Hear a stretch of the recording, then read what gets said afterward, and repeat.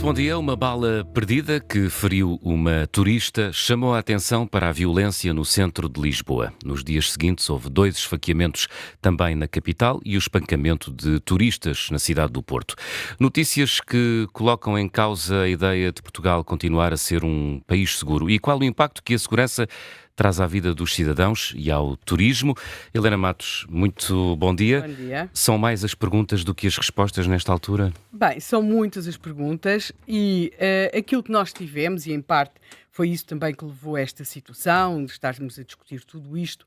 Sim, uma bala perdida numa turista, mais a mais se vier da Suécia, não é a mesma coisa que uma bala perdida numa cidadã de Lisboa, por assim dizer. Porque nós estamos aqui mesmo no mundo das percepções. E isso é muito visível, por exemplo, basta pensarmos o seguinte: quando se escolhe um destino turístico, e escolhe-se muitas vezes um destino turístico onde nunca se foi. Portanto, só se está a escolher com base em percepções, não é? Porque as paisagens devem ser bonitas, porque a comida dizem que é boa, porque é seguro, dizem, portanto, há uma economia das cidades, como Lisboa e Porto, muito baseada nas percepções que as pessoas têm, sejam elas fundamentadas ou não. Mas vamos então a esta sequência que gerou aqui todas estas dúvidas. Nós temos a 3 de agosto, foi baleado um jovem de 22 anos. Eu sei que não foi num sítio tão glamouroso quanto o centro de Lisboa, mas foi baleado na rua Bartolomeu Dias, na Amadora. Foi detido pela PSP. A 10 de agosto temos a tal situação da cidadã residente na Suécia, que foi baleada junto a um hotel na Rua dos Correieiros, na Baixa de Lisboa. Terá sido uma bala perdida, disparada por um homem durante uma discussão, em plena Rua Augusta. A senhora estava a comprar pastéis de nata, e num local estavam centenas de pessoas, passavam, trata-se de zonas muito frequentadas, e o autor deste disparo estaria numa situação de conflitualidade familiar. Ele acabou a ser detido, mas devido a um crime de violência doméstica e outro de sequestro sobre a companheira. E depois soubemos que houve toda aquela polémica, porque ele depois foi colocado em liberdade e com apresentações regulares à Justiça. Em 14 de agosto, nós temos um jovem de 15 anos esfaqueado no interior de um autocarro em Lisboa. Era por 3 outros adolescentes, aparentemente da mesma idade. Ele ficou ferido com gravidade, sofreu um corte no rosto e foi levado para o Hospital de Santa Maria em estado grave. Depois, a 16, muito mais próximo, já do dia em que estamos hoje, um homem foi esfaqueado e morreu depois de ter sido esfaqueado no Cais de Sodré, junto a um quiosque. Tudo aconteceu mesmo por volta, segundo os comunicados da PSP, por volta das 12h15, portanto, aquele quiosque que existe no jardim do Cais de Sodré. Ele ainda foi encontrado com vida, depois acabou a falecer no Hospital de São José, onde se declarou o óbito.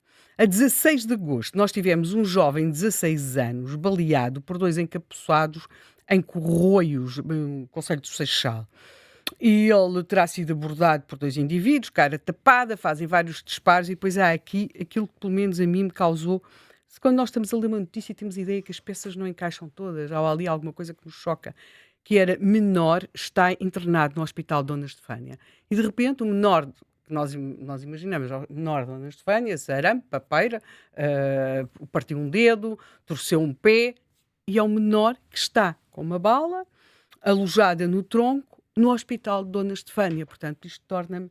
isto a mim talvez me perturbe mais que a bala perdida na turista sueca, embora eu perceba o impacto que tem, ou que pode ter. A Helena Garrido, que está hoje aqui no programa, poderá depois explicar muito porque este tipo de receios.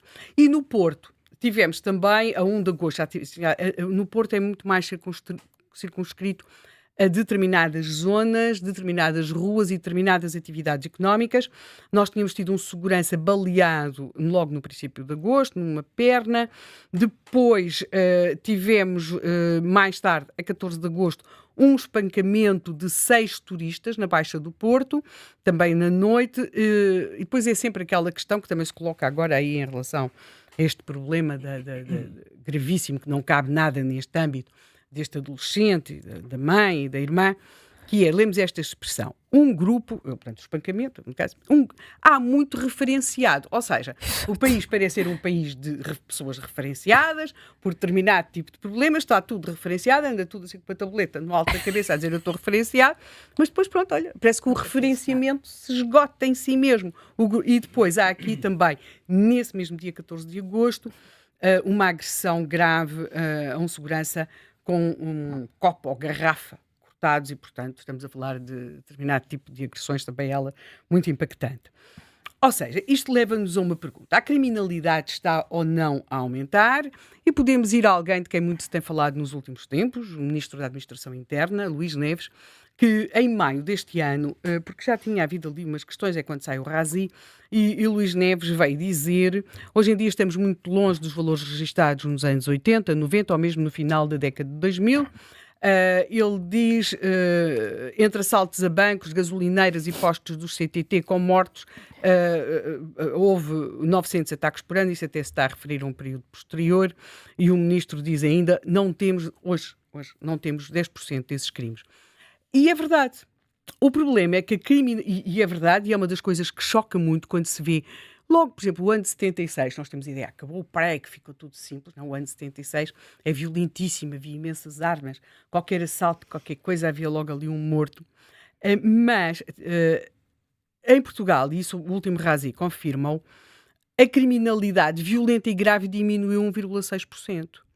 Mas a criminalidade geral registrou um aumento de 3,1%. E, portanto, a criminalidade geral é aquela com que, felizmente para todos nós nos podemos confrontar. Com a violenta e grave, esperemos que nunca, não é? E, portanto, quando aumenta a criminalidade geral, a percepção de criminalidade é muito mais grave. E depois temos também aqui um outro problema, que é, apesar da descida global da violência, o crime de violação atingiu um valor muito elevado, o mais elevado da última década. E, portanto, os crimes, podendo ser, e pode dizer-se, os homicídios, agressões, não sei o quê, os crimes não têm todos o mesmo impacto na opinião pública e na percepção de insegurança. Por exemplo, quando nós vemos agora aqueles vídeos que chegam de Ceuta, em que as mulheres são muito vocais, as mulheres, e o horror, o terror, é a questão da violação. O medo da violação. Quando o medo da violação se instala, é muito difícil controlar as populações. Aliás, no caso de Ceuta, há registros de mulheres a saírem de Ceuta, pais a mandarem as filhas para fora de Ceuta. Portanto, a forma como nós reagimos ao crime não é a mesma como reagimos fisicamente e emocionalmente. E depois, em relação ao passado, e sobretudo àquela década de 80, 90, que até foi invocada pelo ministro Luís Neves, e sim, os indicadores em 1980 e 90 para coisas como a saúde, a habitação. Eu sei que as pessoas têm umas ideias mirabolantes sobre o passado que era maravilhoso, mas não era nada maravilhoso. Vão ver as doenças que nós tínhamos, as casas onde nós vivíamos, os problemas que nós tínhamos, as barracas, tudo aquilo. E, de facto, tudo era muito diferente. O que nós esperamos em 2026 é não viver como se vivia em Portugal em 1980. Enfim, é uma expectativa, não é? E em relação à criminalidade, que sim, era muito impressivo. Agora, nós temos aqui, portanto, é mais uma vez, e sem me querer alongar muito mais, uma questão de como é que os números dão conta de realidades completamente diferentes. Sim, os homicídios sofreram uma enorme queda, mas os crimes de natureza sexual, incluindo as violações e o abuso sexual de crianças, cresceram e muito significativamente face a 2009, e isto tem um impacto tão grande que, na minha opinião, ofusca aquilo que é a diminuição, por exemplo, dos homicídios, que é o crime natureza, não é? Depois, não diminui a criminalidade igualmente em todo o país. E aí, eu lamento informar, o maior problema não é Lisboa nem o Porto. Beja, Castelo Branco e Porto Alegre. E é muito interessante, é muito preocupante que estes distritos estejam muito fora do radar, porque aí teríamos também muito para falar, porque é que em Beja, Castelo Branco e Porto Alegre nós estamos a ter este aumento. Claro, eles não são significativos, porque em Beja, Castelo Branco e Porto Alegre, quer dizer, sem estar a querer parafrasear o ministro do antigamente, não é que não viva ninguém, mas vive gente, mas vive cada vez menos gente. E esta percepção da insegurança é muito, muito complicada. E depois também temos diferenças, porque embora o crime deixa na área, por exemplo, na área metropolitana de Lisboa, o crime o homicídio está a descer no país, mas na área metropolitana de Lisboa não desce como no resto do país, desce menos. E, portanto, também temos aqui essa diferença. E depois temos, como referi muito, esta questão da questão das ofensas à integridade física grave e portanto, nós aí temos um aumento. Portanto, o crime não é todo igual, a maneira como nós reagimos ao crime não é toda igual, e agora, portanto, a imagem de Portugal como um país muito seguro, não, Portugal não é um dos países mais seguro do mundo, conta-se entre os países seguros, sem dúvida, mas temos de ter cuidado porque este é mesmo o reino da percepção e estamos neste momento a interrogar-nos sobre, é curioso, mais sobre o impacto que isto pode ter na nossa economia. Portugal está pendurado no turismo, não é? Mas também temos de perguntar como é que isto impacta na vida dos cidadãos. Temos boas notícias, criminalidade grave a descer, mas não desce toda. Temos a questão dos crimes de natureza em relação à integridade física grave não estão a descer, e depois temos a criminalidade geral. Portanto, convém, os números podem dizer o que quisermos, mas às vezes dizem coisas que nos inquietam, que nos preocupam, e portanto hoje é disso que vamos aqui falar e deste agosto, que em geral é um querido mês de agosto, mas em Lisboa não foi assim tão querido e nos deixou assim com uma espécie de amargo de boca. Temos em estúdio o João Massano, bastonário da Ordem dos Advogados, também Bruno Pereira, presidente do Sindicato Nacional dos Oficiais de Polícia. Bom dia aos dois. Bruno Pereira, começava por si. Os casos que têm sido notícia nos últimos dias ou nas últimas 2 semanas são porque há maior disponibilidade para os noticiários receber, ou a criminalidade está mesmo a aumentar em Portugal? Bem, bom dia.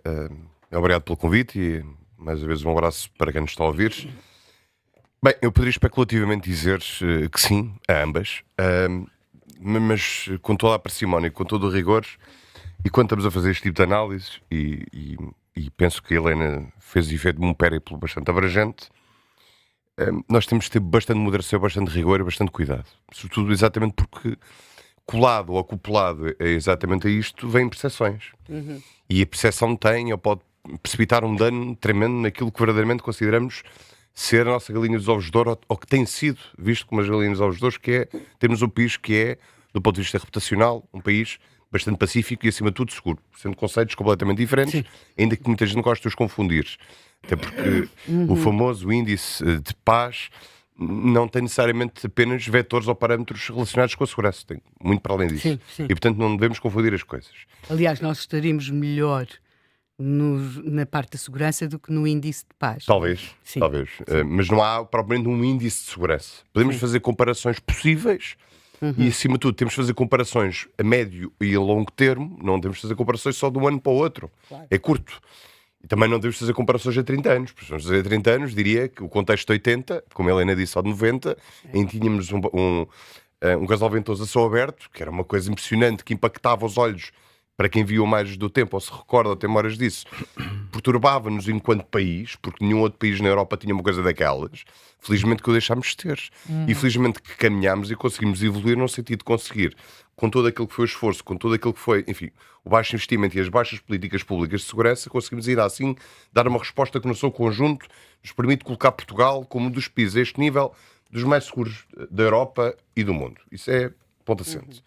Ao detalhe, uma coisa é indiscutível, é que, e isto para retirar até trabalho aos advogados, aos magistrados e até aos polícias, nós centramos muito no pós-crime, na investigação criminal, na responsabilização e atalhamos pouco naquilo que para mim é fundamental, que é a prevenção. Porque a partir do momento em que eu tenho um bem jurídico lesado, eu tenho uma vida tirada do mundo, tenho uma pessoa violada, tenho uma pessoa brutalmente agredida, tenho uma pessoa roubada, fica o quê? Há uma reparação do dano? Eu e o Sr. Bastonário sabemos que não há. A reparação integral, quando estamos a falar de bens pessoais, é impossível de fazer. Fazemos-lo eventualmente nos bens de natureza patrimonial. Mas mesmo nesses, bem sabemos, quando estamos a falar de crime, é muito difícil conseguirmos uma reparação pecuniária na medida daquilo que nos foi roubado, furtado, burlado, extorquido, enfim. Portanto, preocupa-me necessariamente quando nós vimos esta catadupa de casos, e a Helena só falou de alguns, falhou-lhe, que é natural, não é? Porque ela não é polícia, portanto naturalmente não sabe, mas eu acrescentaria um TVDE que foi baleado, uma rixa na zona de Santos com munições 9mm entre dois grupos rivais. E armas de guerra. Por isso é que eu estou a dizer 9mm, são próprias das Forças de Segurança e Forças Armadas. Acrescentaria... Ele falou na situação de Correios, houve um indivíduo aos disparos na zona da Meixoeira que a polícia também teve. E vejam, todas as situações foram na área territorial da PSU. Porquê é que eu estou a dizer isto? Porque naturalmente é nas grandes áreas cosmopolitas, metropolitanas e de maiores, nas grandes cidades, onde reside, esqueci-me também no roubo memóriozinho em Pombal, que durante o dia os indivíduos, para fugirem, para não serem apanhados por populares que tentaram intervir para os reter, começaram aos disparos no meio do centro de Pombal. É que não é Lisboa, não é Amadora, não é Sintra, onde, enfim, isto pode acontecer. Já temos populares, e é mais crível que isto possa acontecer. Já temos populares a tentarem controlar a situação. Naturalmente, isso é um sinal muito interessante. Mas, quer dizer, que nós não devíamos achar assim tão estranho quando naturalmente nós devíamos mobilizar-nos enquanto comunidade para responder, porque a polícia... a tal autotutela de defesa. A polícia não está em todo lado. Nos anos 60, 70, era muito vulgar esta mobilização. Esta resposta cívica. Sim, mas a justiça pelas próprias mãos talvez seja alguma coisa que nós não desejamos e que em Ceuta estamos a verificar exatamente quando o Estado começa a falhar. Eu não sei se isso é apenas isso é normal, como eu acho que houve muitas vezes se diz, como pode ser um sinal da ausência da autoridade. Já agora deixa-me só dizer o seguinte em relação ao que está a dizer. João Massano, para quem entrou agora na emissão, João Massano, bastonário da Ordem dos Advogados. Peço desculpa, é que eu já estava há tanto tempo calado, já estava a sentir mal e queria só... Fez bem. Queria só dizer o seguinte, a questão da justiça privada é interessante ter sido aqui levantada, porque nós temos fenómenos de justiça privada em Portugal, sempre tivemos. Sim. A questão é que normalmente é uma reação à inércia ou ineficácia das instituições. Por exemplo, a questão do arrendamento e a questão dos ocupas, de que tanto se falou e que se tem vindo a falar, que até importamos o fenómeno da reação de Espanha, que até há disponibilização de serviços nas redes sociais desse tipo, anti-ocupas. Quando nós olhamos para o que se passou em Espanha, em que vamos falar com quem quer que seja em Espanha e nos dizem que ter uma casa na Catalunha e sair de casa para ir passar férias é um risco enorme. Enorme, eu conheço pessoas que não saem de casa. Exatamente. Por causa Em França também. Isto é assustador. E se nós não queremos que isto aconteça em Portugal, não podemos fechar os olhos. Não podemos fechar os olhos a uma justiça que demora 3 ou 4 anos a despejar alguém que não paga ao senhorio e depois dizer que faltam casas. O que eu pergunto é, estamos a sair do tema, eu sei, mas, não. Só para colocar uma pergunta no ar. E não podemos ter aquilo que a Helena referiu, como é óbvio, pessoas referenciadas e depois não lhes acontece nada. Claro. Mas não é que nós andamos nas estatísticas quando as estatísticas não dão a realidade toda, seguinte, não é? Quando se diz que faltam casas e que há casas abandonadas não ocupadas, não é abandonadas, não ocupadas pelos proprietários, a questão que eu coloco é: qual é a segurança que o Estado dá a estas pessoas, para além do risco que têm sempre de entrar alguém na casa e destruir a casa, qual é a segurança que damos a estas pessoas que, se não lhes pagarem, rapidamente irão de lá essas pessoas? Zero. Claro. Portanto, e preferem não arrendar. O que se nota numa leitura muito grosseira dos jornais é que nos anos 60, 70, ainda 80, havia muito aquela coisa. O primeiro assalto a um banco assim a sério aconteceu aqui na Avenida de Roma, aqui próximo, e as pessoas corriam naquela agarra aquele ladrão, não é? E depois, claro, há toda aquela questão, isso deve ser das forças de segurança, e de alguma forma... Talvez neste momento a ideia de que afinal eles não fazem aquilo que diziam que iam fazer possa estar a levar as pessoas a pensar que têm elas de fazer alguma coisa, não é? E nesse sentido, porque de facto há uma ideia de que, quer dizer, uma pessoa atravessa Lisboa. Isso é outro impacto económico, eu ando imenso, quer dizer, de toda maneira há uma questão, agarrar um criminoso, desde porque pronto, é só agarrá-lo e esperar que a polícia chegue, não é fazer justiça pelas suas próprias mãos. Não, isso sempre aconteceu e ainda bem que acontece. Sim, com devido cuidado. No sítio onde vivo tinha uma pessoa que agredia a mãe e a irmã e tratava-se de uma pessoa que ainda por cima conseguia fazer isso por todo um conjunto de razões com muita força. E efetivamente havia que agarrá-lo, porque senão as senhoras morreriam, não é? Portanto, acho que isso não cabe no âmbito de justiça pelas próprias mãos. Não. Mas digamos que é uma linha muito tenue, não é? Uma linha muito tenue. Mas há sinais, não é? Há sinais que podem ser preocupantes, e nomeadamente por causa, até porque depois começam a proliferar a segurança privada, a videovigilância privada, tudo isto são sintomas que a população se sente insegura. Sim. Não é? Bem, enfraquecer as forças de segurança vai-nos levar, ou poder-nos levar, enfim, de forma perigosa, aí, isso não há dúvida nenhuma. Que ainda bem que há pessoas que têm ainda a preocupação e a consciência cívica da importância e do direito que o ordenamento jurídico lhes dá de poder agir na defesa de terceiros, ainda bem que há. Por outro lado, eu poderia referenciar aqui vários casos, e dou aqui um que foi bastante emblemático ainda há bem pouco tempo, de um polícia que está durante cerca de 2 minutos a tentar algemar um suspeito numa área comercial ali na Amadora e que passam as pessoas, e só ouvia o barulho da linha de pagamento. Esse vídeo é as coisas impressionante. continuavam as pessoas a pagar e a passar junto ao polícia sem nada a fazer. Ninguém o ajudou. Ninguém, pelo menos para ajudar. Olha, preciso que ligue para o 112, preciso chamar aqui um colega seu. Olha, vou chamar o Sousa Privado para lhe vir aqui dar uma mão. Ninguém. E portanto, bem, eu não posso depois condenar quem tenta fazer o contrário, que é, eu vejo alguém a agredir a Helena e vou naturalmente ajudá-la. Para além de ligar o 112 e procurar fazer o que eu puder fazer para evitar que, obviamente, a pessoa, enfim, continue a ser agredida. E, portanto, ainda bem que assim é, e não há uma admissão cívica daquilo que nos compete fazer enquanto comunidade, porque, em primeiro lugar, a segurança começa em cada um de nós. E a linha e a resposta policial será sempre uma resposta de última linha. É como procurar respostas e razões e origens naquilo que é uma atuação policial que hoje é curta, hoje é eminentemente centrada na reação, porque não há capacidade para fazer mais e perde-se tudo em toda a linha. O que me leva ao ponto que eu estava a falar há bocado. É que, a da altura, já não se consegue prevenir coisa alguma. Já é difícil procurar evitar, por muito que alguns destes casos sejam naturalmente passionais, imprevisíveis, e a não ser que eu tivesse aqui uma varinha de condão ou uma bola de cristal, eram impossíveis, insuscetíveis de serem evitados. Eu diria, eventualmente, até, por exemplo, a questão do homicídio entre 2 suspeitos aqui em plena luz do dia, que até se há tratado uma trica entre os dois, que eram aparentemente conhecidos, mas que, obviamente, isto causa um dano junto de quem amontoadamente vai ouvindo durante o dia 10 vezes que houve um homicídio e houve um homicídio e houve um homicídio. O nome disto vai entrando na nossa cabeça. Mas repara, a questão do caso de Sodré é uma questão que eu acho que já todos identificámos. Sim. Quem tem jovens em casa ou quem tem jovens amigos sabe perfeitamente a violência que existe à noite. Aquilo é uma lotaria. É do género perguntar, tu vais lá, já sabes que pode acontecer alguma coisa. Porque, de facto, quer os seguranças, quer outras pessoas que lá estão, não têm assim grande respeito pela lei e pelos direitos fundamentais. Pelo contrário. E toda a gente sabe isto. É como à porta da Ordem dos Advogados que eu já falei. No Largo de São Domingos, como disse, uma zona alegadamente nobre. Passando a publicidade, frente à ginginha do Recio. Frente à ginginha do Recio.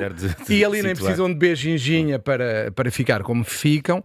Nós temos um mercado a céu aberto à porta da Ordem dos Advogados. É só passar lá. É só passar lá. Estão lá todos os dias. Eu entro na Ordem, eles estão lá sempre. As pessoas que estão a passar nos passeios têm que sair para a estrada porque não conseguem passar. Ora, o que eu pergunto é, quando nós temos mercado um sítio de bens furtados. Repare, o que eu sei é que há pessoas que dizem que lhes tiraram de forma simpática para aliviar o peso de telefones e computadores. Quando têm o Find My Mac ou Find My iPhone, muitas vezes vão parar ali. E repare, o que eu questiono... Mas deixa-me perguntar, sabendo disso, contactou as autoridades, João Massano? Vezes sem conta. E qual foi a resposta? Repare, a resposta que eu tenho é sempre a mesma. Quer eu, quer os restantes moradores, porque há ali mais moradores, não, comerciantes que estão ali, têm cafés, têm hotéis, e aquilo prejudica toda a gente. Obviamente. Qual é o turista que sai do hotel e de repente tem ali um mercado ao lado que gosta? Nenhum. E a insegurança sente-se. A resposta das autoridades é o que me dizem, e eu reconheço aqui o esforço que é feito pela esquadra da zona para nos ajudar, muitas das vezes, até quando temos eventos públicos, tentar pelo menos nessa altura ter lá alguém. E há, muitas vezes, vão lá fazer operações policiais, etc., para ver até a questão da imigração ilegal e as situações do mercado, do tal mercado. Mas a questão é que aquilo está de tal maneira enraizado, e foi o que nós pedimos, coloquem aqui um polícia em permanência, não é preciso mais. Mas essa é uma questão, que é, não é preciso mais. Atravessamos Lisboa, eu gosto imenso de andar a pé, e ando muito a pé, e nós não conseguimos ver um polícia. Ou seja, nós vamos daqui para Madrid e o equivalente em Madrid àquilo que será a Lisboa até ao Saldanha, do Terreiro do Paço até ao Saldanha, está cheio de polícias. Portanto, há uma quase que uma invisibilidade, mesmo na periferia. Eu vivo em Benfica. Até temos aquela que era conhecida como uma super esquadra, mas nós só vemos polícias no dia da corrida Francisco Lázaro, passa a publicidade. Portanto, ou seja, onde é que estão? Mas repare, antes havia uma coisa... Houve aqui umas alterações, tanto quanto me lembro, nem sei se não foi aqui neste debate que nós falámos, umas alterações no tempo do António Costa, Primeiro-Ministro, que reduziu ainda mais a polícia nas ruas, não foi assim? Também há muita falta de candidatos. Acho que o grande problema é que há vários problemas. Então porquê que estão fora? Deixa-me só acrescentar, se calhar foi isso, Helena. Não acabaram as patrulhas apiadas? Não acabaram nada as patrulhas apiadas. A questão é que não há polícias para patrulhas apiadas e já nem sequer há polícias para colocar nos carros de patrulha, que já são cada vez menos, e os poucos que há, já não há pessoas para os colocar. Exato. Aliás, o próprio Presidente da Câmara de Cascais ainda há 2 semanas estava a queixar disso. E quando estamos a falar... Isso é falta de polícias e falta de equipamento. Mas a falta, acima de tudo, de políticas públicas de segurança. Eu já lá vou. E acho que há uns meses, quando estive aqui, falámos, enfim, profundamente sobre o caso e sobre isso. Temos um problema porque eu tenho estrutural. A impressão que foi isso que foi referido aqui. O Comando de Lisboa, de Lisboa, e é um problema estrutural, a partir do momento que também depois não se tomam decisões de profundidade. Decisões políticas e decisões internas, porque não posso só dizer que a culpa é do político e depois não existe culpa por parte de quem dirige as polícias, não é verdade? É pouco importante. Agora, a culpa, o diagnóstico e a correção é mais importante. O Comando de Lisboa e a área metropolitana de Lisboa, ou é a maior unidade policial do país, tinha há 15 anos atrás, com menos população, com os problemas que a Helena Matos falou há bocado, mas tinha menos população, menos pressão turística, menos tudo. E tinha cerca de 8 mil polícias. É verdade, com a 70 e tal esquadras territoriais que nós mantemos hoje. Hoje o Comando de Lisboa tem pouco mais de 6.300, 6.400. Ainda para mais quando a prioridade das prioridades, e aqui houve prioridade e pressão política, foi colocar polícias nos aeroportos, porque isso sim para o Estado era preocupante. Para o Estado isso cá não era só para o Estado. Pois, espuma do dia. Espuma do dia. A questão é que nós andamos só e entretanto já ninguém fala dos aeroportos. Porquê? Porque resolveu-se. Já lá metemos polícias em número suficiente para... seja necessário ou não seja, temos 24 horas lá. Porque já há momentos do dia em que não há necessário ter tantos polícias lá. E, portanto, o que foi eu literalmente resignar e ceder às pressões de vários interlocutores que andaram a pressionar e a pressionar e a pressionar, que não param ano após ano de fazer e faturar e ter receitas, diria, pornográficas, permite uma expressão.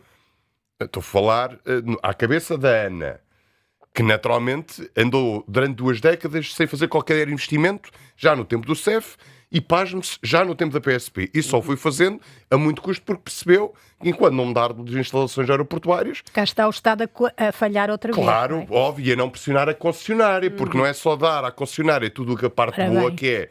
Eu permiti todas as condições para continuares a faturar 1.000 e tal milhões por ano e depois não há dinheiro ou um pequeno dinheiro para fazer um investimento estrutural que permita alargar o espaço de controle, de fronteira, que nós, panfletariamente, dizemos que é muito importante. Temos de saber quem é que cá entra, quem é que vem para cá e que, enfim, se ele é bandido, se não é bandido, mas depois dizemos, mas eles têm que entrar rápido.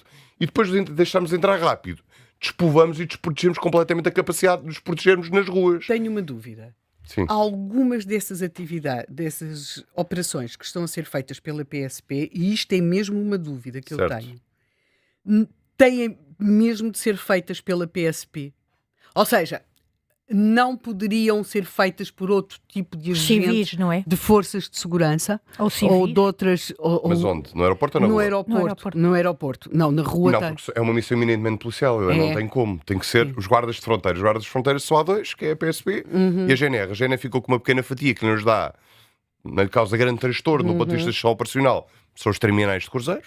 Sim. Portanto, que entra cerca de 9% dos cidadãos extracomunitários entra pelos terminais, mas há um controle de um universo de pessoas que é muito menos, tem um risco muito baixo. Quem é que vai andar num paquete? Sim. Podem andar criminosos, pode andar o filho de um qualquer filho de um quartel de algures da Colômbia ou da Bolívia. Sim, mas percebemos o que está a dizer. São assim pessoas de mais idade. Claro, não há risco. O risco é completamente mínimo. Agora, quem tem a pressão, quem tem a verdadeira pressão são os polícias nos aeroportos. Não há dúvida nenhuma.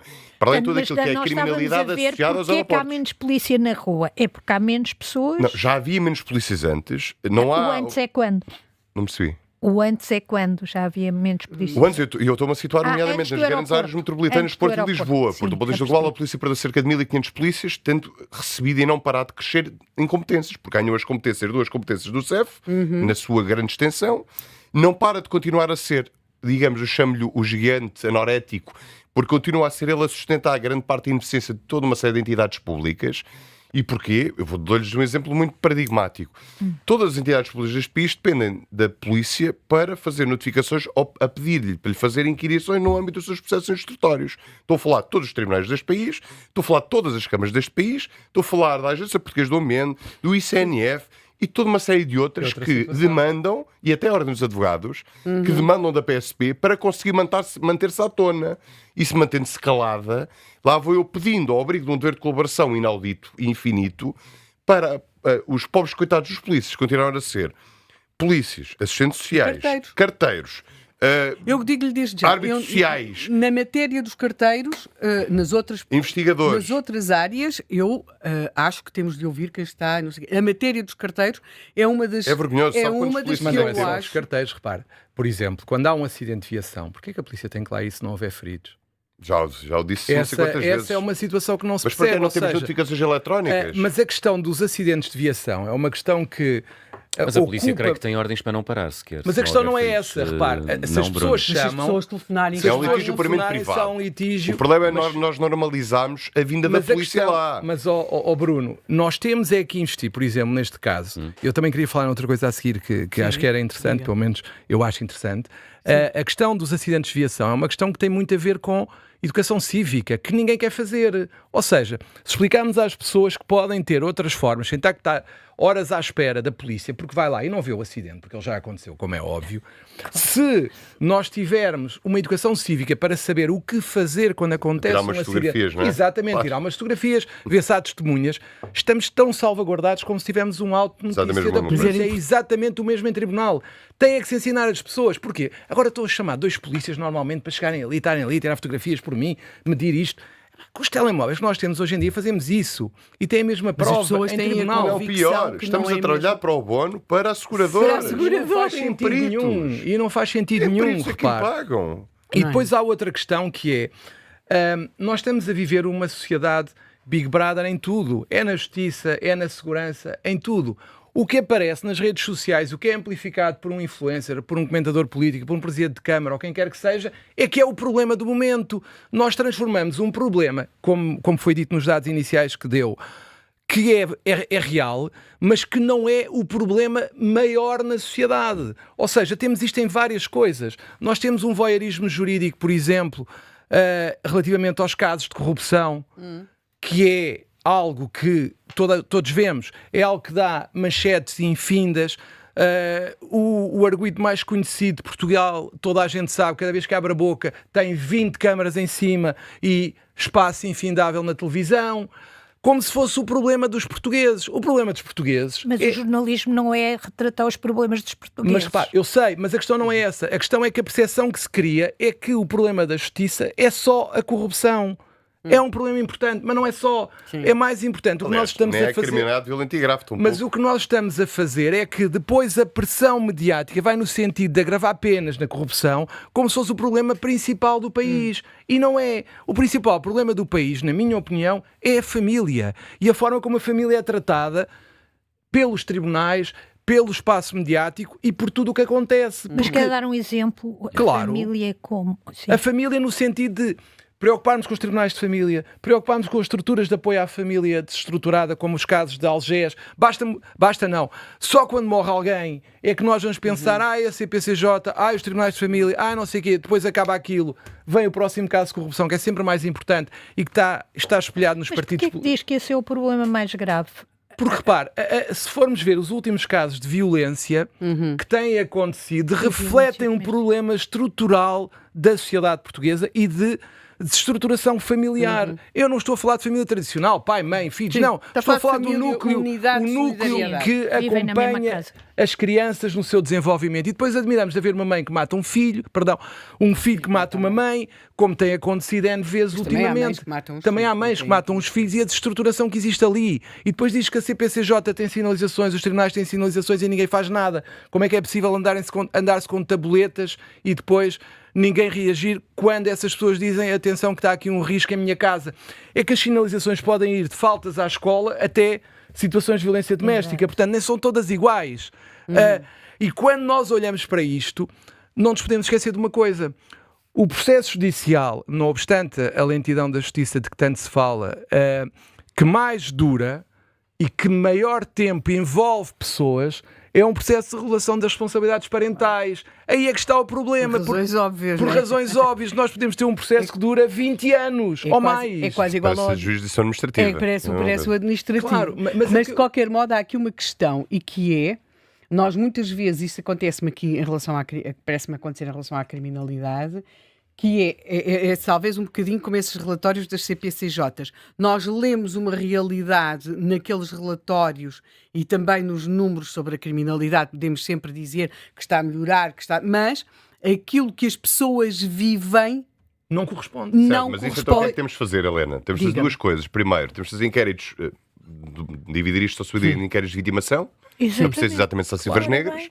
E inquéritos de segurança. Para quê? Para perceber exatamente, tempos a tempos, periodicamente, em diversas zonas, porque a criminalidade em Lisboa não é a mesma coisa que a criminalidade em Sintra. Sintra é a mesma coisa que em Mafra. Nem tem o mesmo impacto. Aliás, eu diria até o seguinte, aparentemente é verdade que nas áreas metropolitanas do Porto de Lisboa até a criminalidade geral está a aumentar, mas a criminalidade violenta e grave está a baixar. Criminalidade violenta e grave, onde não entra, por exemplo, o tráfico de droga, por muito que se diabolize e aparentemente as narcolanchas só apareceram ontem. Não, elas sempre existiram transatlanticamente. E sempre existiram entre Marrocos e Portugal. Agora talvez possa haver aparentemente um crescendo por força da permeabilidade do eixo português. Sendo que é mais difícil se calhar passar por Espanha, ou passar por Roterdão, ou passar por outros lados. Tem apenas a ver com isto. E a droga mata quem apenas deseja consumir. Portanto, ela no limite, ninguém se enfia cocaína pela boca de ninguém, não é? Esse aspecto que está a dizer é muito importante, que é, muitas vezes, aquilo que, em termos de justiça, é considerado muito grave, ou mais grave... Não é propriamente mais grave ou mais desvalioso. Quer dizer, todos nós nos lembramos quando a violação preocupa-me se ver uma criança violada, de uma menina não era a mesma coisa legalmente, judicialmente falando, que a violação de um rapaz. Claro. E lembro-me perfeitamente de ter falado um artigo que fiz, uma reportagem que fiz com uma mulher que tinha sido violada e foi posto no processo que lhe tinha sido roubado o fio que ela tinha ao pescoço e que não foi roubado, até porque não existia fio, para que a pena não fosse tão ridícula quanto estava quase a ser, ou seja, porque o roubo... Repare, isso também tem a ver com a forma como a própria justiça se comporta perante tudo isto. Sim. Porque, repare... João Massano, vamos guardar a justiça para a segunda parte do Contracorrente. Já foi há muitos anos. Fica combinado? Já regressamos, até já.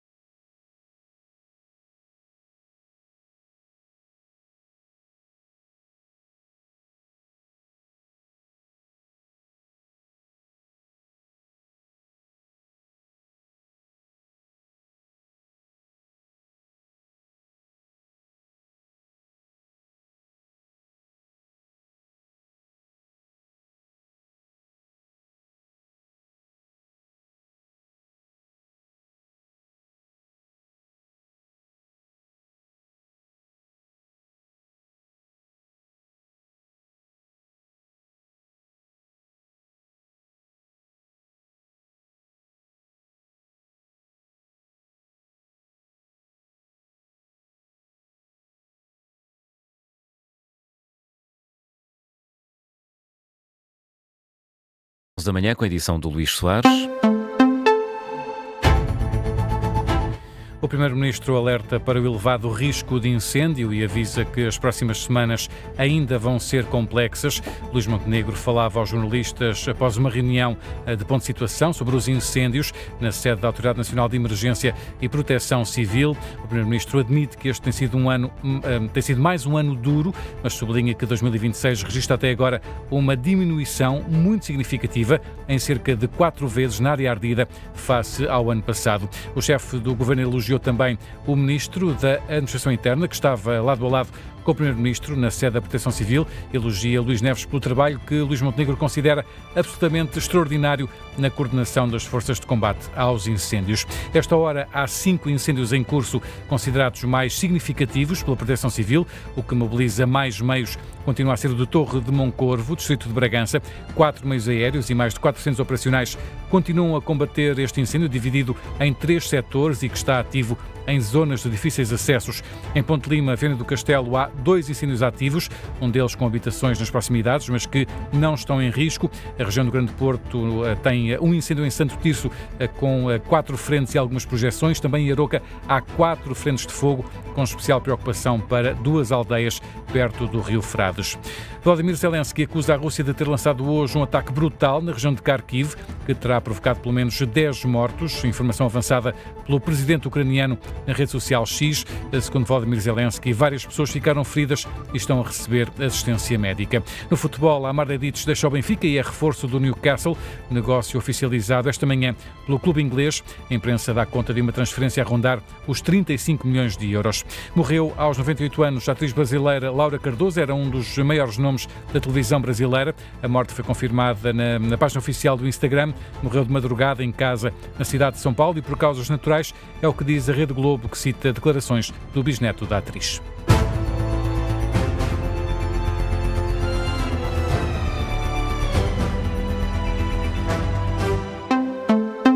Rádio Observador 98.7.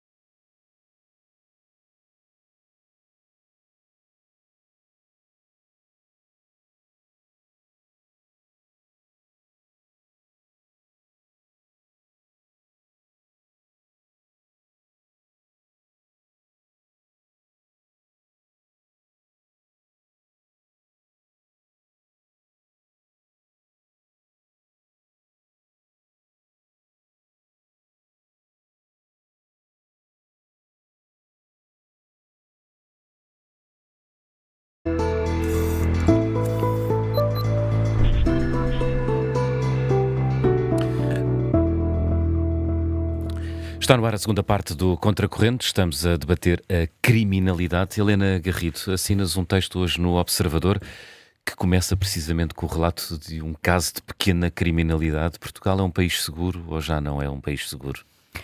E nós temos de perguntar aquilo que estamos a medir e se estamos exatamente a medir aquilo que deve ser medido. Já de alguma forma na primeira parte falámos disso, que é preciso complementar as estatísticas com outro tipo de estudos, como o tal estudo de vitimização, como relatórios de percepção, porque quer se queira, quer não, a percepção altera a realidade. Nós, a economia, sabemos bem isso. Basta uma pessoa acreditar numa coisa para ela acontecer. Basta acreditarmos que uma ação na Bolsa vai subir, todos temos um comportamento a comprar ações e ela sobe mesmo. E, portanto, a percepção, por muito que se desvalorize, é um elemento muito importante para a realidade. E enquanto nós estivermos focados naquilo que fomos, enquanto um ministro acha natural comparar com aquilo que fomos nos anos 80, não sei porque é que não vai mais atrás, até porque aí as comparações ainda eram mais interessantes, não é? Medievais. Nós estamos a rejeitar a realidade, e aquilo que se passou na Baixa de Lisboa tem com a bala perdida que feriu uma turista sueca, tem condições para provocar danos na atividade turística. Nós já tivemos aqui um dos temas do contracorrente, que foi o turismo. Sabemos que o turismo está com sintomas que ainda não percebemos muito bem se é de arrefecimento, se é de quebra ou se é mesmo... Eu não podia condenar a subir indefinidamente, não é? Exatamente. Ou se é até... A pergunta é, já fizermos o cálculo do impacto que securitariamente ele pode produzir nos indicadores de turismo? Há análises lá fora, não sei se já chegou a procurar, daquilo que é o peso que este parâmetro tem no sentido de o dano que ele pode causar com uma quebra do ponto de vista daquilo que é a percepção de segurança que as pessoas têm do país. Há vários o World Economic Forum tem na segurança referido principal pilar para a competitividade turística, e depois há um estudo que foi feito pelo Turismo de Portugal e publicado em junho deste ano, baseado em inquéritos a 6.680 viajantes de 10 mercados diferentes, emissoras, que conclui que a segurança é o critério individual mais referido na escolha de um destino no sul da Europa. Nós andamos há 2 ou 3 anos a brincar com o fogo e a brincar com as estatísticas. Porque além da percepção de segurança e o que se passou, desculpem insistir, quer em Lisboa, quer no caso que também já a Helena aqui citou no Porto, com um grupo de jovens turistas ingleses a serem... É um dano incomensurável. Exatamente. É verdade, Nós tivemos... é um dano que não tem, por exemplo, se foi o caso do miúdo de Corroios, foi baleado, ou o caso da Amadora, ou o homem que foi depositado dinheiro e foi baleado no banco, há 2 semanas na Amadora. Isto não tem impacto nenhum para o turismo. Aliás, isto nem é notícia lá fora. Agora, se formos ver o caso da Baixa, ele foi altamente sonante. Completamente. Eu vi notícias internacionais. Porque reparem, a partir do momento que em todo lado se diz vou a Portugal é um sítio seguro e posso andar à vontade.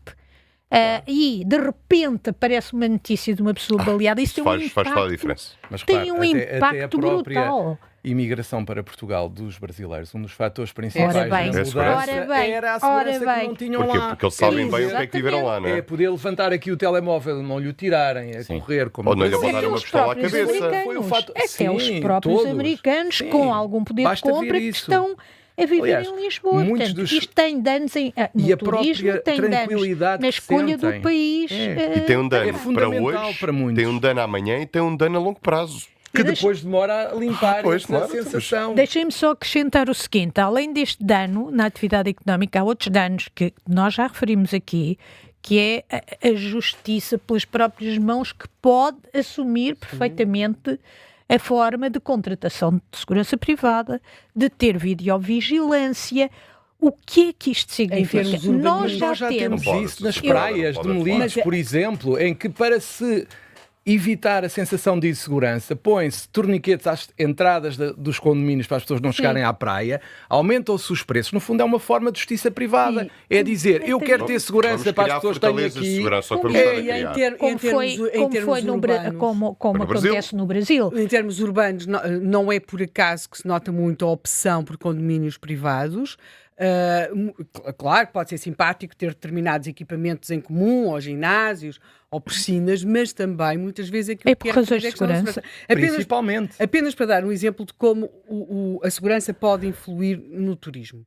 Sem estar de modo algum aqui a refletir sobre os métodos porque este país se tornou seguro. Mas o El Salvador, que era um dos países mais inseguros do mundo, Quando agora se passou a ser visto como um país seguro, o turismo cresceu 92%. Como não? Ninguém lá ia. Pronto, é que ninguém lá ia. É que ninguém lá ia. Óbvio, Pronto, como é óbvio. Ninguém lá ia. E, portanto, isto é muito rápido.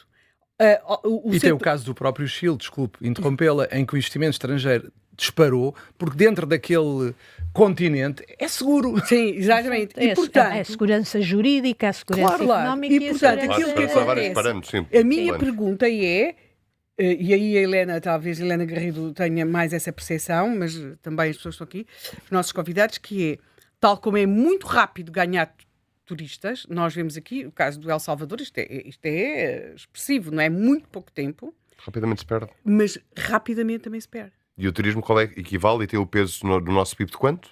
15%. É verdade, não tem tanto como tem na Grécia ou na Croácia, mas é suficientemente expressivo para que nós devêssemos, parece-me, cuidar dele. Sim. E é tudo muito bonito. A pergunta é retórica, mas quer dizer, sabendo disso de antemão, não é? Mas vários governantes gostam de embelezar os seus discursos. Embelezar os seus discursos de forma para faltar. Porque isto ornamenta o discurso. Claro, como não dizer que a segurança é fundacional, é estrutural, é importantíssima, porque isso assegura que as pessoas queiram vir para cá, queiram conhecer este maravilhoso país. Eu também posso dizê-lo de forma focal. Agora, e o que é que eu fiz? Que diferença é que eu fiz? Que decisão política é que eu tomei? Que alinhamento é que eu procurei fazer muitas vezes até com forças políticas contrárias, porque muitas vezes são decisões de regime, e isto é coisa que normalmente os nossos políticos não gostam de ouvir, mas tem que haver articulações e decisões consensualizadas. Não, o que para que verdadeiramente façam reformas de fundo. Nós corremos o risco de pagarmos impostos, já no caso da saúde, os portugueses são dos que desembolsam mais do seu bolso nas despesas de saúde, e nós corremos o risco de ter depois também desembolsado o nosso bolso para garantir a nossa segurança, como algumas pessoas já estão a fazer. Mas deixa-me só acrescentar um outro aspecto. Sim, o Estado desinvestiu nas forças de segurança. Nós andamos por esse país e vemos infraestruturas absurdas, desnecessárias, construídas com fundos europeus. Pior, algumas não deviam ter aberto, deviam estar fechadas. E as esquadras de polícia degradadas, com carros que devem gozar com eles, não é? Os ladrões. Portanto, esta inversão dos valores é muito grave e é percebida pelos próprios criminosos como um incentivo, um incentivo no sentido em que esperam conseguir alguma impunidade. Um segundo ponto tem a ver com as garantias. Eu não sou, obviamente, não quero que me interpretem mal e considero que não se deve dar garantias direitos de liberdades e garantias às pessoas, mas o excesso de direitos de liberdades e garantias é manipulado pelos próprios criminosos. E o exemplo que eu hoje dou no texto é exatamente esse. Há um senhor que tem umas ovelhas, roubam-lhe as ovelhas, e ele consegue videovigilância ali perto de um armazém.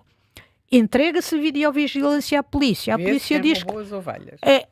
A polícia vê-se quem roubou as ovelhas. A polícia identifica as pessoas, dizem, nós conhecemos, eu sei quem são, estão referenciados, já está, a tabuleta, estão referenciados, sei onde moram, olha o que está a conduzir a carrinha, nem sequer carta tem.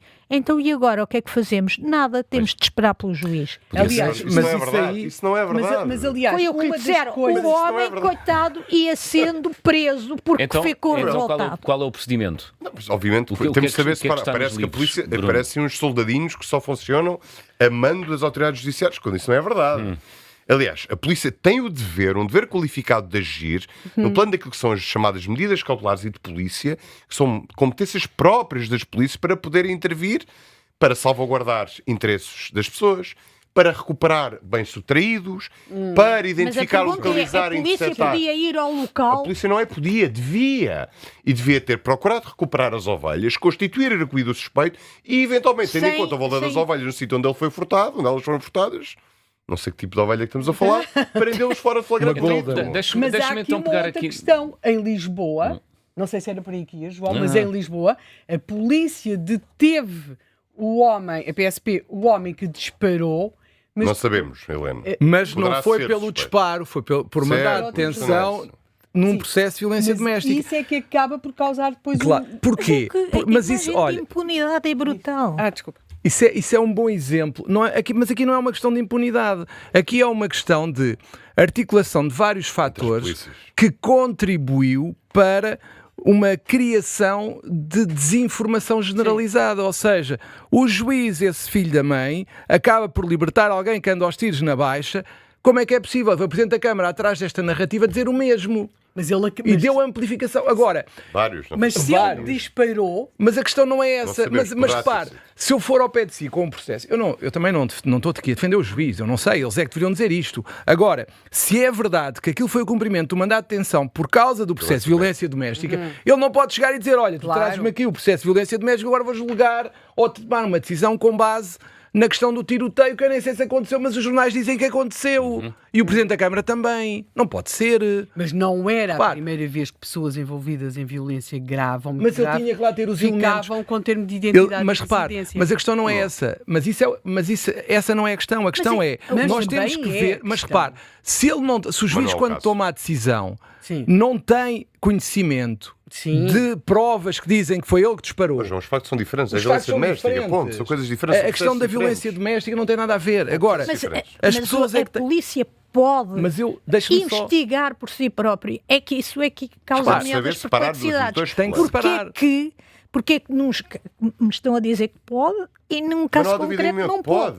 Isso não é pode. Mas aqui não é uma questão de investigação. Mas eu gostava de fazer uma pergunta ao Bruno Pereira, partindo aqui deste caso da Helena Garrido, que no seu texto conta a história do senhor a quem lhe roubaram ou furtaram as ovelhas e que depois, enfim, sobre o qual a polícia não fez nada. O facto de termos uma justiça que demora tempo a julgar, o facto de termos um regime de liberdades, direitos e garantias que é o que é, isso está a condicionar a ação policial nesta altura? E eu agora já vou responder, mas agora... Não, tem que responder já. Não, respondo já, mas nunca tivemos tantos presos. Então fique sem resposta. Nunca tivemos tantos presos. Eu sei. O que, de certa maneira, significa que a polícia continua a fazer muito bem o seu trabalho e continua a deter, juntamente com o Ministério Público, quem tem de deter. E, portanto, não há... E quer dizer que tem havido mão dura por parte dos tribunais. Claro. E a jurisdição penal... aumentou bastante. Presos. A jurisdição penal até é daquelas que é, indiscutivelmente, por muito que possamos criticar, e nomeadamente os advogados, vêm agora criticar esta reforma penal... Até das mais rápidas. Das mais ágeis, não há dúvida nenhuma. Agora, a polícia tem o dever, a polícia pode e deve fazer isso, só que o facto de ela estar enfraquecida e ter cada vez menos capacidade para intervir de forma imediata ou mediata, entenda-se, logo no pós-crime, quando ela acontece, infelizmente, como aconteceu este da Baixa, como aconteceu de toda uma série de crimes que todos os dias acontecem. Mas acha que é a explicação para isto, não ter atuado por falta de recursos? Não, isso não é a explicação, porque aparentemente a explicação que foi lhe dar é que estaria dependente de uma autorização qualquer, que é completamente irrelevante e inexistente, até porque eu estou dependente do Ministério Público para conduzir o inquérito. Ao abrigo do dever de colaboração, quer dizer, a polícia coadjuva ao Ministério Público, assumindo grande parte daquilo que é as dispensas materiais do inquérito e, portanto, formalmente só tem direito a levar por diante algumas diligências quando o inquérito lhe é entregue. Outra coisa tem que ver com a intervenção num quadro de periculo in mora, de urgência, e a recuperação das ovelhas, no caso concreto, perante aquilo que é eu ter aquilo atado, quem é o autor ou quem são os autores, e saber quem são, e portanto ver a probabilidade de eu nunca mais ver as ovelhas se eu não atuar rápido, obriga-me a ter que agir. 248 até o 261 do Código de Processo Penal diz-me, são medidas cautelares e de polícia, medidas próprias de polícia. E eu já não vou falar de medidas de polícia ao abrigo da licença interna, que isso já me dá outra coisa. Sabe que há uma grande diferença entre aquilo que de facto também se nota muito hoje em dia, uma espécie de atuação defensiva. Ora bem, é verdade. Percebe? Mas dá um caso paradigmático que se passou, acho que posso contar, sem concretizar, há uma semana e meia, na área que eu trabalho. Acho que não estou a cometer nenhuma violação de dever funcional, enfim, para quem me ouvir. Ou um roubo de uma senhora, de um fiador, um senhor roubou-lhe meio fiador, aí aqui sim houve um roubo de fiador, um roubo, com o chamado esticão. Nós conseguimos identificá-lo nas primeiras 24 horas, conseguimos chegar até ele, recuperamos metade do fiador e prendemos-lo fora de flagrante delito, sem termos o inquérito delegado. Portanto, não construímos, é errado construirmos este tipo de anátemas e percepções erradas, porque eles não têm correspondência à realidade. Mas é que é com isso que muitos cidadãos se confrontam. Certo, pois que me dirá, eu vou olhar com esta preocupação como furta trotinete. não vou olhar com a mesma preocupação, naturalmente. Repara o seguinte, o problema são os pressupostos depois, quando o juiz vai apreciar o facto. Ou seja, a polícia pode prender 20 vezes a mesma pessoa. Muitas vezes a polícia diz que nem vale a pena. Porquê? Porque depois vai a tribunal e libertam-no a seguir. Às vezes acontece isso. E eu ouço polícias a dizer, às vezes dizem, Bruno. Certo, às vezes dizem, não deveriam dizer, mas dizem. Mas deixem-me só dar-vos um exemplo. Por exemplo, nós tivemos uns suspeitos de homicídio no Seixal que ficaram com umas apresentações periódicas, não é? Porque a prova era frágil. Sim, e depois muitas vezes o que acontece é quando chega ao julgamento. Mas aí a questão não é essa. Repare, quando se fala... A questão é, fala-se muito dos direitos, liberdades e garantias como se fossem uma ameaça à segurança. Não são uma ameaça à segurança. Tenho a certeza que não. Repare, a questão não é o tempo, porque repare, há muito enfoque nos advogados, desculpe-me agora dizer, exatamente. A culpa é nossa, pronto. Totalmente. A culpa é toda nossa e será sempre, temos as costas muito largas. Agora, o que nós temos que ver é o seguinte, é que nós estamos a concentrar-nos excessivamente na parte do julgamento e nos recursos mediáticos dos casos mais mediáticos que aparecem como se fossem o exclusivo. O que eu vos pergunto é, e o tempo que demora a investigação, o tempo que demora o inquérito, que não é responsabilidade dos advogados? Eu dou-vos um exemplo. Eu fui arguido num processo de crime por desobediência qualificada, porque houve uma juíza que entendeu que eu deveria prestar declarações e eu disse que não porque tenho sigilo profissional e não ia prestar declarações. Há um procedimento específico na lei. A senhora magistrada entendeu que eu estava a desrespeitá-la e disse: extrai-se certidão por desobediência qualificada aqui deste senhor que na altura era presidente do Conselho Regional de Lisboa. Eu tenho um processo de crime. Sim. O processo de crime começou há mais de 2 anos. Eu tive o arquivamento, sem ser ouvido sequer, há 2 meses. Um arquivamento liminar, então? Foi um arquivamento liminar, porque era uma coisa óbvia. Eu pergunto-vos, 2 anos para uma coisa que se vê só por documentos, para fazer o arquivamento é rápido? Claro sem ouvir ninguém. Claro Portanto, que não. O que se passa é... O que me leva à pergunta, a morosidade da justiça acaba por funcionar como uma espécie de incentivo como é óbvio, à criminalidade. Como é óbvio. Repare, o problema aqui é a celeridade na reação inicial ao crime e depois a seguir. Não é pensarmos no processo quando ele está nas notícias e depois esquecemos dele. Claro. Eu estou farto de falar num que todos sabem que é o da Madeira. Fez aquela espetacularidade no início do processo. Com 3 semanas de primeiro interrogatório. 3 semanas. Exatamente. O que eu pergunto é, o que é que aconteceu depois? E onde é que estão os advogados? Qual é a culpa dos advogados? Nem entram aqui. Não, mas E não é dos direitos, liberdades e garantias. É na investigação e no inquérito. É na investigação e no inquérito que está o problema. Então, onde é que identifica? Então é na polícia. Não, aqui o problema... No desincentivo, que é a polícia. Não é da polícia. Não é só... Reparem, aqui estamos a falar na investigação e na parte das polícias. O que eu pergunto é, quantos meios, neste momento, quantos recursos neste momento estão a investigar o processo da Madeira? Quantas pessoas estão a ver as provas? Quantas pessoas da Polícia Judiciária, que é a Polícia Judiciária que está a fazer a investigação, estão a ver aqueles... Está a ver como é que nós resvalamos para a importância da investigação e não à prevenção dos crimes. Mas a questão é... Mas deixe-me só dizer-lhe o seguinte. Deixo. Nós não podemos estar... Nós, nestes casos concretos, temos de nos focar em processos da segurança. Obviamente que esse processo da Madeira é um processo mediaticamente que causa a maior das perplexidades. Para quem não está a apanhar, processo de colarinho branco, com a visita ao arquipélago da Madeira de 300 inspectores tributários. 2 130 exatamente. Jornais, tudo isso. Mas aquilo que de facto provoca danos na atividade económica é este tipo de criminalidade na atividade económica e não só, porque este tipo de criminalidade, como a história que eu conto, por exemplo, que há outras, que a seguir contaram-me outra de outro senhor, é corrosivo. É não só corrosivo do ponto de vista da percepção de segurança, como também do impacto político que isto pode ter. Claro. Do impacto político que isto pode ter ao qual nós estamos a assistir. Mas imagine... E, portanto, nós estamos perante uma consequência de o Estado ter desinvestido nas suas funções nucleares. Mas repara o seguinte... E nunca ninguém tem chamado a atenção para isso. Mas repara o seguinte, por exemplo... Eu concordo em absoluto com o que está a dizer. O desinvestimento, que não é só na segurança, é na justiça, é nos serviços públicos em geral, e estamos a sofrer todos por isso. Todos os serviços públicos estão mal, excepto, Aliás, até a saúde está mal, não obstante o orçamento ser mas há uma tremendo. questão, o número de funcionários públicos não para de crescer. Exato. É verdade, tem toda a razão. Grande, é? A questão é que se calhar não estão no sítio onde deveriam estar. O problema é esse, é que nós temos uma má gestão do funcionalismo público. Eles estão a entrar em sítios que não são precisos.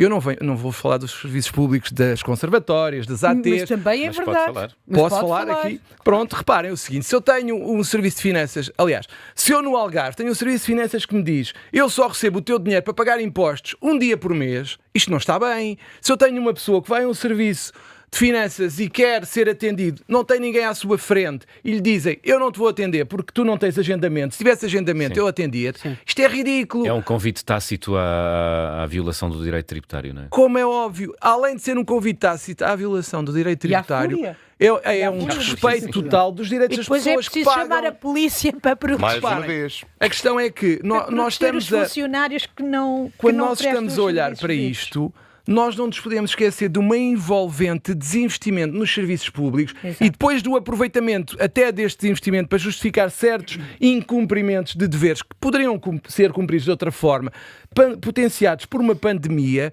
que trouxe uma coisa bestial que foi o teletrabalho e o agendamento. Ou seja, as pessoas descobriram como é que podiam sair à hora que queriam através dos agendamentos e do teletrabalho. Portanto, ou nós percebemos há que fazer alguma coisa e acabar com isto uma vez. Acha que se está a fazer alguma coisa? Agora ainda não. Eu tenho alguma esperança. Algumas alterações de prioridades, por exemplo, na área da segurança. É como está a acontecer na área da defesa. É que a segurança não dá para fazer em teletrabalho. Está a ver, porque é que tem havido um investimento expressivo na área da defesa nacional? Por imposição externa. Por imposição externa, porque todos os outros também estão a alinhar por aquele diapasão, com a alocação de maior dinheiro público. Aliás, são obrigados a ter que o fazer para cumprir determinado tipo de metas. Está a haver? Não está a haver nem há. Aliás, do entre vários, o que enfraquece naturalmente a capacidade da polícia tanto poder ir atrás de quem me acabou de matar, como atrás de quem acabou de furtar ovelhas. Isso é relevante. Todos os crimes são extremamente importantes e eu próprio fico sufocado e estrangulado com a incapacidade manifesta que diariamente tenho para conseguir, dentro daquilo que acabou de acontecer, ou que eu vou acompanhar do que se passou na minha área territorial no dia anterior, ou que eu vou logo acompanhando do próprio dia, em conseguir ir atrás de quem tenho que ir, se tivesse condições e capacidade para ir. Porque esse é o meu dever. Exato. Para ir até onde é que tiver que ir, para conseguir agir com o maior imediatismo possível. Voltar a uma questão que a Helena há pouco estava a colocar também, que é tudo isto que se tem passado com a segurança, com a polícia, não existe também da parte da polícia alguma desistência? Vamos cumprir os mínimos. Porque senão aparecem não há desistência, o que há cada vez... Aparecem as televisões a dizer ai, coitados. Não, o que se tornou foi a profissão, nomeadamente não tanto a da Polícia Judiciária, que esse teve um upgrade imenso, reputacional, salarial, enfim, estatutário, e portanto isso passou uma mensagem para fora que permite exatamente ir repescar candidatos a todas as universidades do país. Portanto, qualquer pessoa licenciada pode concorrer à Polícia Judiciária, seja licenciado em Direito, seja licenciado em Conservação da Natureza. Portanto, basta ser licenciado. E para ir oferir qualquer coisa como 2.100, 2.200 euros no início Bruno, de carreira. A minha questão é se não há por outro lado, incentivo ao cumprir os mínimos. Já lá vou, deixa-me só fazer esta resenha porque é extremamente importante, porque a Polícia Judiciária em particular é uma polícia que não tem qualquer tipo de interação negativa com a população, porque só intervém quando eu vou buscar os bandidos, que é uma parte que a PSP também faz. Imensa, e muito, porque tem quase 2.000 e tal investigadores. A outra parte é que naturalmente macula aquilo que é a percepção que as pessoas têm do trabalho, nomeadamente potenciais candidatos, do trabalho que a polícia faz todos os dias. Que entre prender bandidos... Já agora deixa-me só dizer, tanto que até ao tanque a Polícia Judiciária tinha um grau de popularidade elevadíssimo e ainda tem. Ainda tem. Desculpa, Bruno. Certo, mas depois é também a polícia que tem que acompanhar manifestantes, tem que ir arbitrar litígios na escola, a qualquer repartição de finanças, na ordem dos advogados, porque houve lá um litígio qualquer. Não há nada, não há litígios. Entre tudo aquilo que nos possa virar em jogos de bola, violência no desporto... Uma coisa que me preocupa e que me faz muita imprão é como dentro das escolas os diretores e os professores perderam a autoridade, aquilo que tudo antigamente... da polícia. Aquilo que antigamente um professor, um diretor, neste momento a primeira reação é chamar a polícia logo. Que não... É logo. Claro. Que é uma coisa que, francamente, me desagrada. Deixa-me só dizer uma coisa. imagina, nós estamos a falar isto a propósito do que aconteceu na Baixa de Lisboa. Sim. Não é? Sim. Como é que se poderia resolver, pelo menos em termos preventivos, como o Bruno defende, e eu concordo, a situação na Baixa? É para a polícia lá, ou seja, nem que se colocasse um carro da polícia, como os espanhóis fazem em Madrid... Eu vou já trocar de lugar com o Sr. Bastonário, ele vai assumir um lugar de gestão... Sim, em Madrid eles andam muito se conseguisse ter, eu sei que não há recursos, eu estou-te a dizer, no mundo ideal... Mas está lá uma esquadra na Rua da Prata. Sim, mas reparem... A esquadra não produz segurança. Mas reparem, no mundo ideal, mas prevenia-se a insegurança ali. Prevenia-se, porque estando ali a polícia, é óbvio que havia maior cautela no que se fazia. E depois falta de efetivos, a opção poderia ser a videovigilância? Claro. E há outra coisa que também era importante. Funciona? Neste momento... Claro que funciona. Mas a questão da videovigilância, nós temos que ver outra coisa, que é, neste momento, grande parte dos recursos da justiça estão alocados a crimes digitais, que os procuradores perdem imenso tempo com eles, porque são milhares. E estão sempre a acontecer. Qual é a prevenção que se está a fazer em relação aos crimes digitais para que não tenhamos que estar... Onde é que está a prevenção digital? Onde é que está a prevenção digital que nos permite... Burlas, não é? Burlas, crimes cibernéticos de todo o tipo. Todos. Estou a falar de todos. Qual é a prevenção que se está a fazer neste momento para evitar... Porque, repare, nós estamos sempre a atuar no fim da linha. No digital temos que atuar antes do fim da linha, porque muitas das vezes o fim da linha nem nos dá qualquer resultado, só nos gasta recursos. Portanto, é só recursos que se perdem. Onde é que está a resposta antes disso? E é aí que estão as escolas. É aí que tem a literacia junto dos miúdos, explicar, falar com as câmaras, fazer isso. Mas repare, qual é a abertura que as câmaras têm para fazer, por exemplo, ações de literacia digital? Esse é o problema. Eu tenho aqui uma dúvida. Estava a explicar as questões da PSP, não é? Ou seja, e isso é feito sempre muito por contraste com a PJ, que tem outro tipo de carreiras, outro tipo de condições e até outro tipo de atuação. A grande diferença é que uma só faz uma coisa, tem só uma competência, e a outra tem essa e muitas outras. Como é que acha que, porque de facto é a PSP que está no terreno, porque essa é a sua natureza, no terreno, numa parte do país. E num terreno complicado. Sim, num terreno complicado, porque a GNR tem uma extensão muito maior, mas são terrenos, digamos, bem, Porto Alegre, Castelo Branco e Beja, parece que não. Mas, então vamos lá. Vamos lá. O que é que acha que poderia mudar para que a PSP fosse mais efetiva, não tivesse a tal atuação Se quisermos fazer uma correção conjuntural ou próximo do paraestrutural dentro da PSP, começaria por fechar as quadras.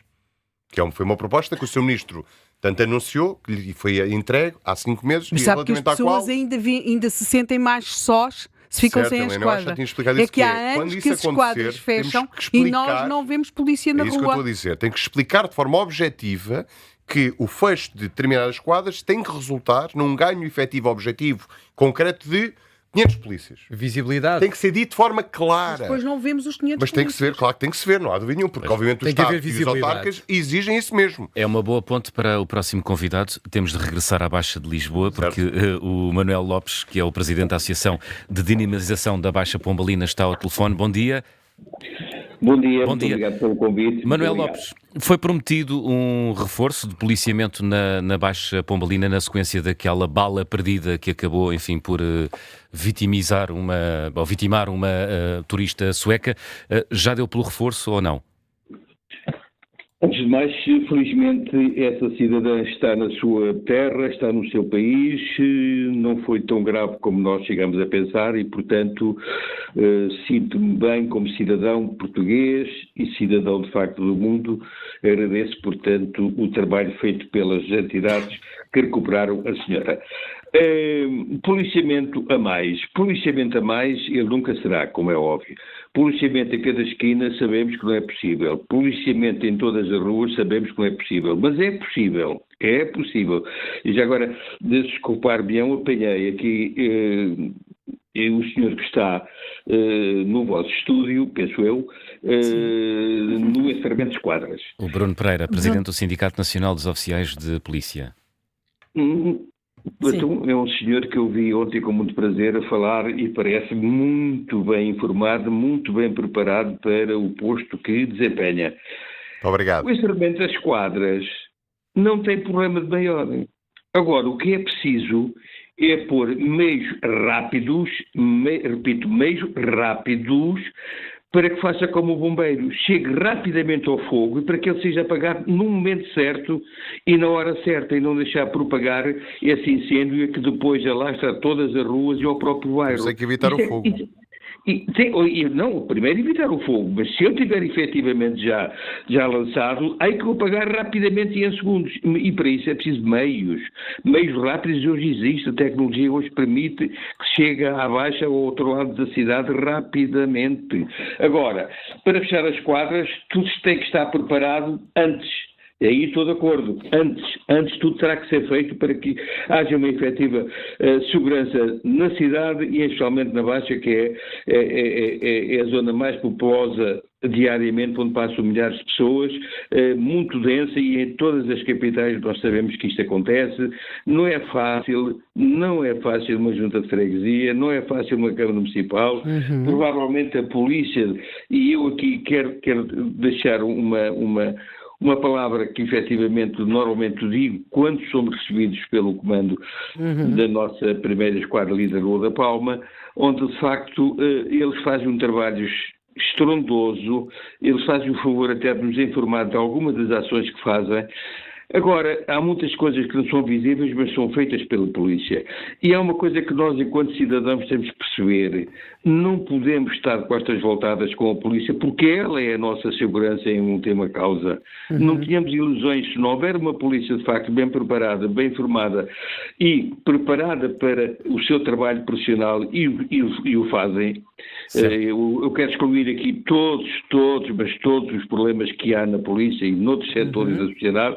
Eu quero acreditar apenas e só naqueles que efetivamente são profissionais de corpo inteiro e que estão sempre disponíveis para resolver os problemas do cidadão. Isso será ter resolver os problemas do cidadão. Criar a tal segurança que nós, neste momento, felizmente com casos isolados, mas que existem. Mas há outros problemas que depois provocam esta insegurança. Mas, por exemplo, bom dia, daqui Helena Matos, quando nós chegamos à Baixa de Lisboa e vamos, e por exemplo, pretendemos ir para o pé da Igreja de São Domingos, para outros locais, aquilo com que nos confrontamos não é muito apelativo e nem sequer estou a falar da criminalidade em si. Podem ser situações de consumo de droga a céu aberto, pessoas que consumiram algumas horas e que estão num estado bastante deplorável. Temos também mercado ali no Largo de São Domingos de produtos muito provavelmente furtados. Portanto, há todo um conjunto de situações que não pondo em causa diretamente naquele momento a nossa segurança, nos criam uma situação de insegurança e que, creio eu, também afetará os comerciantes, ou não? Doutora, bom dia. Não é preciso, sou doutora. Sou um grande admirador da senhora jornalista Helena Matos. Parece-me que isso entronca naquilo que fechei a minha primeira intervenção. De facto, o Largo de São Domingos, que eu conheço há muitos anos, já não é o que era, não há dúvida, fruto da sociedade, da evolução da sociedade, do momento, do ciclo que estamos a viver no nosso país e no nosso mundo. É um ciclo diferente, é um ciclo, de facto, que todos nós há 50 anos provavelmente não esperávamos, e, portanto, é uma fatura muito cara que nós estamos a pagar e temos todos a pagar, e nós, enquanto cidadãos, temos que perceber que, de facto, esta fatura não termina já, vai ser continuada, com certeza, a apresentar a cada cidadão e a cada um de nós. Agora, o Lar São Domingos atravessa a Nova de São Domingos, e só para dizer estes dois aspectos... É muito impressionante, é. Para além do Martim Muniz, e volto a falar do Martim Muniz, que eu adoro aquele espaço, é apenas algumas coisas que deitaram abaixo, que hoje provavelmente eram centros de visita permanente, e isso evita, e quando há um cidadão que está em grande número a visitar um museu, a visitar um prédio muito fascinante, seja aquilo que for, eventualmente afasta, digamos, pessoas menos desejáveis. Agora, como é que se atua no Lar São Domingos? Nós, como estamos ali muito perto, vivemos aquilo diariamente, os empresários estão assustados, e essa é uma das causas maiores da irritação das pessoas zangadas em termos de empresários comerciais, zangados de facto por nada se fazer. Eu vou contar apenas uma pequena história que existe ali na Travessa Nova de São Domingos, Sim. que é um senhor que tem uma casa de carnaval que está ali exatamente. Está ali há séculos. E esse senhor tem-nos dito quase que diariamente, das duas uma, nós enquanto poder associativo que somos, o facto de uma associação da Baixa, o ajudam ou ele terá que fechar a porta. Porque aquilo é desesperante, Sim. o que acontece ali, é desesperante. Não é diariamente, mas é desesperante. Mas vou dizer uma coisa, senhor. Mas o que é que acontece ali? É horrível. São pessoas, eu passei e é muito impressionante, de facto, acho que era bom que descrevesse. Portanto, que eu descrevesse? Sim, são pessoas que consumiram droga, que estão no chão. Eu quando pensei primeiro que eram uns montes de qualquer coisa, depois percebi que eram vultos e depois tive uma dúvida, as pessoas estão mortas ou estão vivas? Não, essa felizmente ainda não aconteceu. Não morreram, mas quando se passa, quem não passa ali habitualmente tem essa dúvida. Quando não conhece a situação fica na dúvida e é capaz de se dirigir lá para ver o que é que acontece. Mas é verdade, no Lar de São Domingos e na Travessa Nova São Domingos e naquele parque de estacionamento, nas escadas, eu não sei se frequentam o parque de estacionamento ali da Praça da Figueira, mas assiste pessoas, a última coisa que de facto eu assisti e que é horroroso é alguém deitado no chão do patamar intermédio, das escadas de acesso ao parque, um cidadão deitado no chão, a aproveitar a droga que estava lá, com 2 cavalheiros ao lado, o segurança a pedir para se ir embora e os cavalheiros diziam, é só mais um bocadinho que ele está quase a acabar e ele vai já embora. Isto é degradante para o cidadão comum, é degradante para a sociedade. Não pode acontecer isto. Isto tem que ser travado, não sei como, mas tem que ser travado. E temos que ser capazes.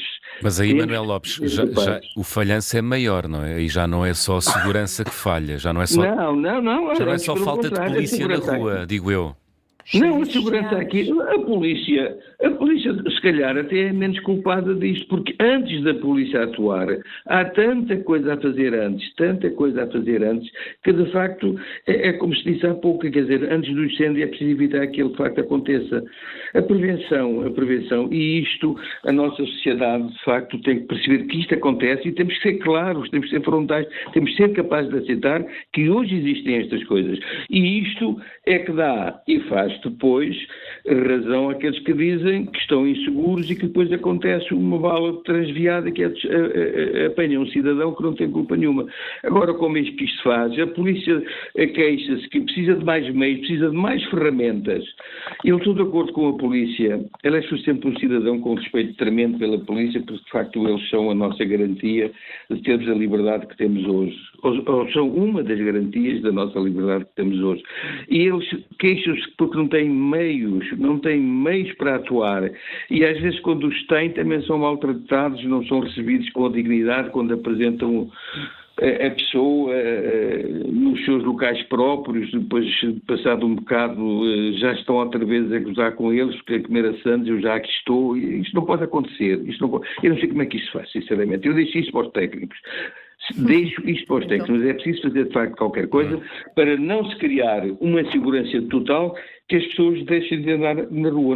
Isto não pode acontecer. Agora, também garanto em absoluto, a nossa Baixa, apesar de um tiro transviado, não é uma zona insegura. A Baixa está, como eu dizia, nos anos 80, quer dizer, não é só aqui que há insegurança, e não façam da Baixa um gueto como muita gente queria, não se vá para a Baixa. Não, a Baixa é uma zona segura. A cidade é uma zona segura. Felizmente que a nossa polícia trabalha para que ela seja mais segura. Agora, o que nós precisamos, de facto, é depois de determinadas medidas intercalares que evitem que algumas coisas aconteçam, mas temos que ser claros, temos que ser capazes de aceitar que elas existem, e se essas coisas existem, temos que as enfrentar, temos que ser capazes, de facto, de as vencer.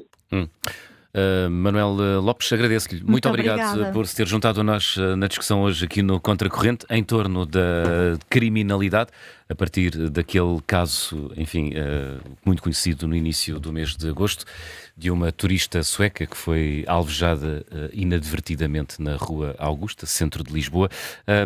Bruno Pereira, Portugal registrou nos últimos 5 anos um aumento da população. O facto de o país ser maior hoje em dia, isso muda o retrato que vamos fazer dele em matéria de segurança? Bem, acho que isso é uma inevitabilidade. Desde logo porque a pressão, ainda para mais quando essa maior concentração de pessoas resultante desse aumento substancial de quase 15% da população se concentra maioritariamente nas grandes áreas metropolitanas, naturalmente que acresce isso, como em todos os serviços públicos, como na saúde, como nas escolas. Naturalmente nós não estávamos provavelmente preparados para conseguir acomodar toda esta pressão adicional. Obviamente que não é esse 1,5 milhão, não são criminosos. Sim. Se haverá nesse 1,5 milhão criminosos, provavelmente, como há nos outros 10 milhões, já cá estavam. E, portanto, não, a leitura que se poderá daí retirar é uma leitura puramente aritmética de que, com mais população, poderá haver mais tensão, poderá haver mais janelas de oportunidade para cometer crimes e poderá haver um aumento do número global de crimes. Aparentemente, é isso que está a acontecer até, porque a criminalidade geral não tem parado de aumentar. O que nos deixa relativamente tranquilos é que não aumente. Também pode acontecer o inverso, que é com mais população há menos crime per capita. Isso é outra coisa. Eu estou a falar em termos absolutos. O que me leva a outro ponto que é para mim extremamente importante e que deveria fazer com que as decisões políticas radicassem exatamente nessa avaliação paramétrica, que é, no relatório da nossa interna, a única coisa que se faz é desagregar por distritos, como a Helena fez há bocado. Sim. Mas isto teria que haver aqui também uma desagregação por área territorial das forças de segurança, para que se perceba a intensidade e a pressão, que será indiscutivelmente maior na área da PSP, e isso traduzir também mais investimento, mais recursos, maior complementaridade. Mas não é possível fazer cruzamento de dados para ver mas qual os é dados que é são enviados pelas respectivas forças, portanto eles na agenda, na origem já estão desagregados, depois alguém os agrega. Eu acho que do ponto de vista de decisão política isto é relevante para efeitos de decisão política, nem tanto para quem nos está a ver lá em casa. O que interessa lá para casa ou para nós aqui é que as estatísticas baixem. O que eu estou a dizer é que o investimento que deve ser diferenciado, de acordo com aquilo que é a intensidade operacional, o desgaste operacional, o risco operacional, porque não tínhamos a mínima dúvida onde efetivamente se alimenta ou montou esta narrativa da teoria do medo ou a sociedade do risco, do Luc Beck, já tem algum tempo, resulta exatamente, ou germina muito nesta guetização dos espaços, nesta percepção agudizada do que está a passar, e isto está-se a passar em particular em Lisboa e no Porto. Obviamente haverá depois casos pontuais onde nem é tanto Castelo Branco, Beja e Porto Alegre, mas sim Leiria, Coimbra e Braga e Algarve também, onde tem havido casos bastante fora do comum de criminalidade violenta e grave. E por isso é que no fim do dia é essa que verdadeiramente me preocupa, porque dentro das poucas capacidades, a minha capacidade limitada de gestão, é sobre ela que eu vou ter que intervir. Eu vou ter que deixar cair, naturalmente, toda uma série de outras coisas. Os casos das ovelhas, infelizmente, provavelmente eu teria que deixar cair, porque não tenho, porque entra uma ovelha e uma pessoa que foi violada, não há aqui dúvida nenhuma. O que eu devia ter era capacidade, não ser omnipotente para responder a tudo, mas responder a grande parte dos casos com a maior imediação e eficácia possível. O que me leva a um segundo ponto, é que o investimento tecnológico, parece-me assim, nós falamos sempre disto como se, por exemplo, o CCTV fosse uma coisa de ontem. Eu fiz um trabalho do CCTV, ainda ontem disse isso na SIC. A videovigilância. Há 16 anos. Videovigilância. Sim. Videovigilância na via pública. Câmaras já existem há 40, 50 anos, talvez, não sei. E o CCTV no Reino Unido, nos países anglo-saxónicos, já era, à data, uma realidade. Nós começamos mais tarde, típicos dos países continentais, do Sul, e também está tudo bem com isso. Mas hoje é uma inevitabilidade. Aliás, a discussão em torno do suposamento entre a invasão da privacidade e a captação, já nem é questão numa discussão, sequer, parece-me. Ontem surgiu, houve quem tivesse suscitado a questão, não parece que isso seja uma questão à data de hoje, e que a maioria, e eu fiz um levantamento à data, e há 16 anos, já era manifestamente assimétrico entre aquilo que as pessoas consideravam ser mais importante, que é, eu prefiro ter mais segurança, e abdicar deste pequeno espaço de privacidade dentro do meu espaço de liberdade. Obviamente que ele não vai captar aquilo que é uma minha zona de espaço íntimo, obviamente. Estamos a falar de captação na via pública. Agora, as câmaras hoje são de tal forma fundamentais que a mim parece-me de tal forma um turismo estar a discutir a fundamentalidade, a importância que elas devem ter. Ainda mais quando incorporamos, ou devíamos incorporar, sistemas de analítica ou inteligência artificial para permitir uma vigilância, ela própria, algorítmica, para permitir que nós possamos referenciar, detectar o mais cedo possível situações de confronto. Ser a máquina a dizer ao polícia, porque a gestão é da polícia, mais uma, estão a ver? Usar a inteligência artificial para fazer essa detecção nas imagens. Na zona de baixo diz-me, se eu vir um indivíduo com um objeto na mão que tenha uma configuração acima de 5 centímetros, dá-me nota disso. E é o sistema a dizer-me. Isso vai-me permitir o quê? Eu se calhar identificar alguém que tenha uma faca na mão, se calhar está a cortar batatas. E dizer, olha, não é uma situação de risco. Mas pode estar a ameaçar outro que o vizinho ainda não desligou, um transeunte ainda não desligou, a polícia ainda ali não passou, mas a máquina já me disse. E já me vai permitir o quê? Eu intervir. E se calhar evitar uma morte. E portanto, aliás, nós na regulamentação temos, saiu agora o regulamento AI na Europa, no ano passado, e eu fiz um trabalho sobre a utilização dele para o reconhecimento facial, que nós nem isso temos. Pois não. E já noutros países isso é usado até em estádios de futebol no Brasil. E depois dizemos que o Brasil é que é um país atrasado.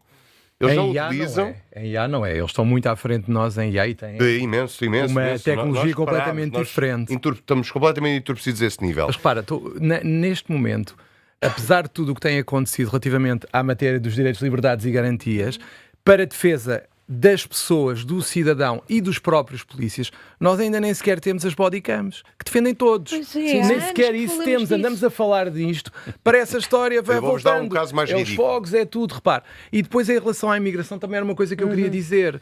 É que nós andamos sempre a falar das coisas, mas as coisas passam. É como o outro dizia. Sítio, as notícias do verão, tirando este ano que de facto tivemos uma silly season bem diferente com a animação governamental que conhecemos, nós os temas no verão são sempre os mesmos e dizemos sempre o mesmo, é os fogos, é as urgências e voltamos e depois dá a volta, é os fogos, é as urgências e pronto.